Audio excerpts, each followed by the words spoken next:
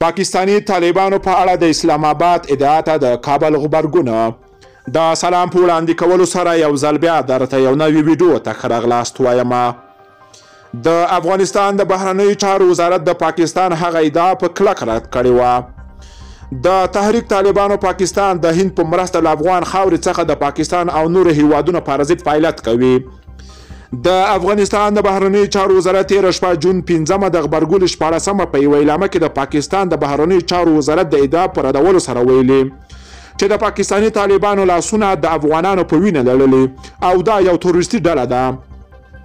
د افغانستان د بهرنیو چارو وزارت په اعلامیه کې همدارنګه ویل شوي دي چې په تېرو کلونو کې د پاکستاني طالبانو د پخواني مشر ملا فضل الله په ګډون د دغه ډلې یو شمېر نور مشران او غړي لکه مسعود شهریار په افغانستان کې په هوایي بریدونو او جګړه کې وژل شوي دي. وزارت ویلي چې د افغانستان په سیمه کې د تروریزم سره د مبارزې په برخه کې تر ټولو زیاته ونډه اخیستې ده او په دې برخه کې زیاته قرباني ورکړې ده.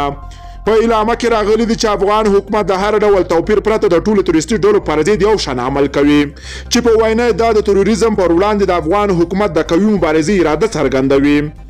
دا بحثونه وروسته تر هغه راپورته کیږي چې ملګرو ملتونو تېره اونۍ په خپل یو راپور کې وویل چې په افغانستان کې د مهال د 8,000 څخه او تر 10,000 ترمنځ بهرني جنګیالي موجود دي چې 9,500 فقط پاکستاني دي.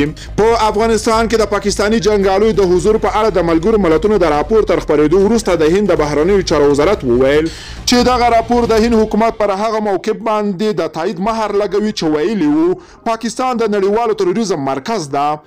د هند د بهرنیو چارو وزارت په یو اعلامیه کې همدارنګه ویلي وو چې په افغانستان کې د نورو نړیوالو تروریستانو ترڅنګ 9,500 پاکستاني تروریستان حضور لري او دا ښیي چې پاکستان اوس هم د تروریستانو لوګمارلو زده کړي، تمویل او ورته له وسلو برابرولو څخه لاس نه دی اخیستی او پر خپلو کړو ژمنو یې عمل نه دی کړی.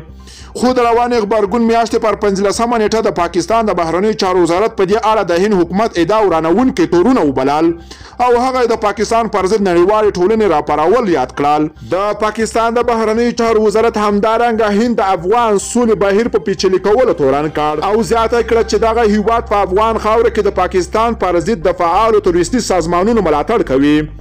دا په داسې حال کې ده چې د ملګرو ملتونو په راپور کې همدارنګه ویل شوي چې لشکر طیبه او جیش محمد ډلې د افغان طالبانو تر چت لاندې په کونړ، نورستان او ننګرهار ولایتونو کې فعالیت کوي. له ټولو دوستانو نه مننه کوم چې ویډیو مو راسره تر پای ولیدله. که چیرته تاسو هم خواږه نظرونه لرئ نو حتما یې راسره په کمنټ کې ولیکئ. که غواړئ له همداسې تازه او دقیقو معلوماتو خبر شئ، پښتو اپډیټ چینل حتما درسره سبسکرایب کولی شئ. نور مو په پاک رب سپارم، الله مو مل شه. ښه وخت درته غواړم.